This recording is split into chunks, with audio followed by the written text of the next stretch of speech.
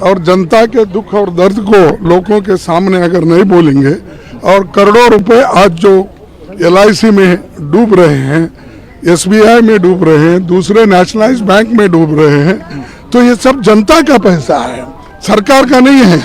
और सरकार इसके पीछे वो किसी एक कैपिटलिस्ट को अगर सपोर्ट करना है तो वो यही करते हैं कि अपना इन्फ्लुएंस भी यूज करते हैं।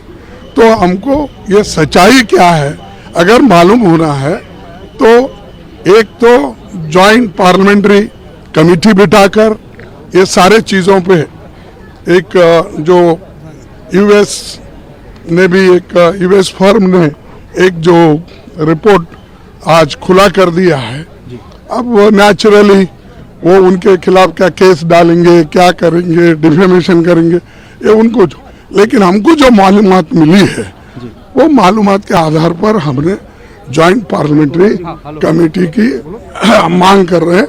अगर इसमें कोई उनको दिक्कत है तो चीफ जस्टिस के नेतृत्व में डे टू डे इस रिपोर्ट की चर्चा करके इंक्वायरी करके देश के जनता को बताए, क्योंकि जनता के करोड़ों लोगों के इसमें पैसे है, इन्वेस्ट किए हैं।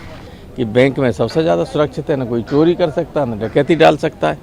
अब वहीं नहीं पैसा वहीं चला जाएगा। 1 लाख से ज़्यादा की गारंटी नहीं है बैंक की। आपका करोड़ों रुपया जमा हो 1 लाख दे सकते हैं बस, इससे ज़्यादा नहीं। तो दहशत हो गई है। आप पता कीजिए, ये तो दिल्ली यहाँ नहीं मालूम अभी पड़ता है।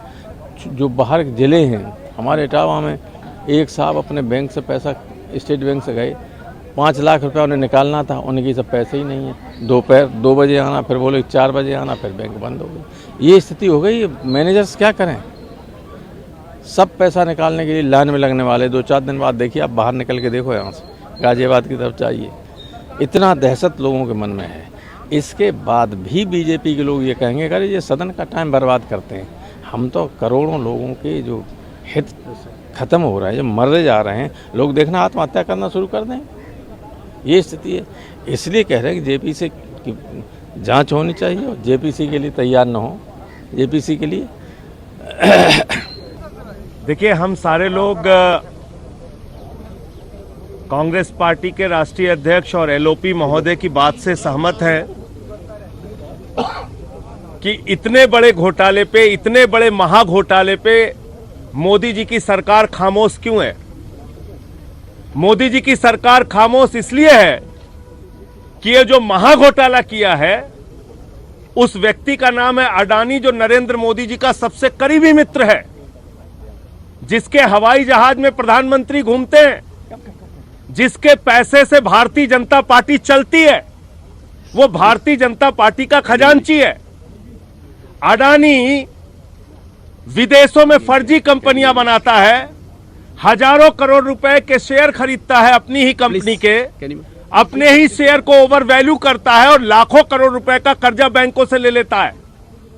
आज LIC, SBI और LIC, SBI जैसे तमाम और बैंकों में जिन्होंने लाखों करोड़ रुपए अडानी की कंपनी में लगा रखा है, वहां जिन लोगों ने अपना पैसा जमा किया, बेटी की शादी के लिए LIC में पैसा जमा किया, छोटा सा घर बनवाने के लिए पैसा जमा किया, बीमारी के लिए पैसा जमा किया, पेंशन के लिए पैसा जमा किया, आज वो सारे लोग चिंतित हैं, परेशान हैं कि आज LIC डूब रही है, SBI डूब रही है, लोगों का पैसा डूब रहा है, लेकिन मोदी जी चैन से सो रहे हैं।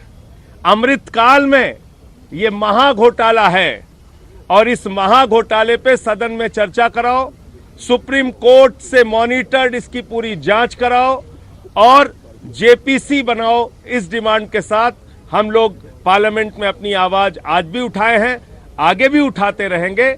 ये कोई छोटा मामला नहीं है, देश के करोड़ों लोगों की जिंदगी से जुड़ा हुआ मामला।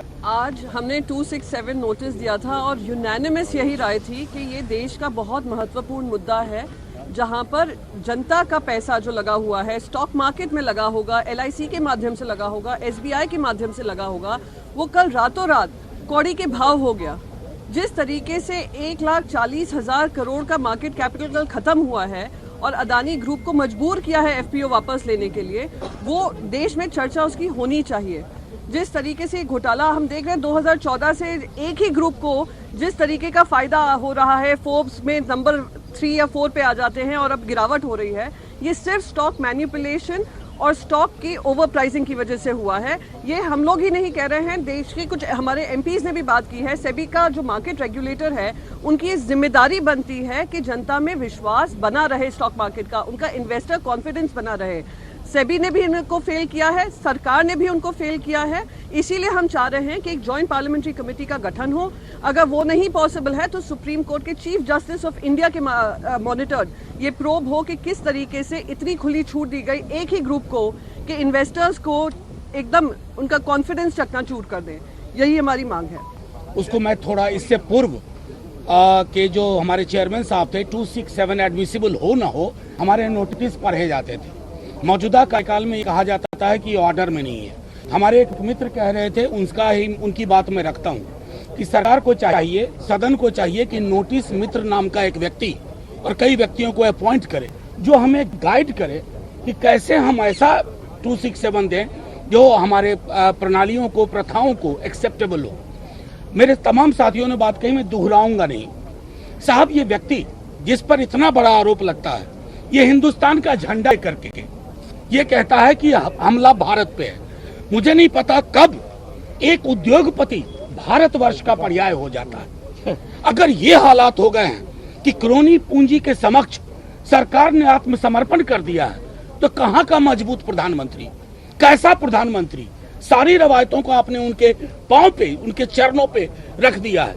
ये सिर्फ मैं समझता हूं इसको इस नजरिए से भी देखा जाना चाहिए। एक गरीब आम आवाम, आप जो लोग कैमरा और माइक लेके हैं, आप सबका पैसा लगा हुआ है। डूबेगा तो हर इंसान डूबेगा। और जिस मुल्क में आर्थिक प्रणालियां ऐसी हो जाए कि व्यक्ति डूब जाए, समूह डूब जाए, फिर बचा क्या? कौन सा बजट? क्या तय कर रहे हैं आप? पहली चीज है जो माननीय खड़गे साहब ने कहा, आप सुप्रीम कोर्ट के चीफ जस्टिस की निगरानी में त्वरित जांच करिए, पेंडिंग नहीं, त्वरित। और दूसरा, जेपीसी, जो भी विकल्प आपको लगे, अन्यथा सदन चलाने का कोई मतलब नहीं है। अगर लोग हाहाकार कर रहे हो तो ये कतई नहीं हो सकता है कि आपकी ऑर्केस्ट्रा टीम में शामिल होकर के हम भी कहे अडानी तेरे सुबह की जाए, अडानी तेरे शाम की जाए। जय हिंद।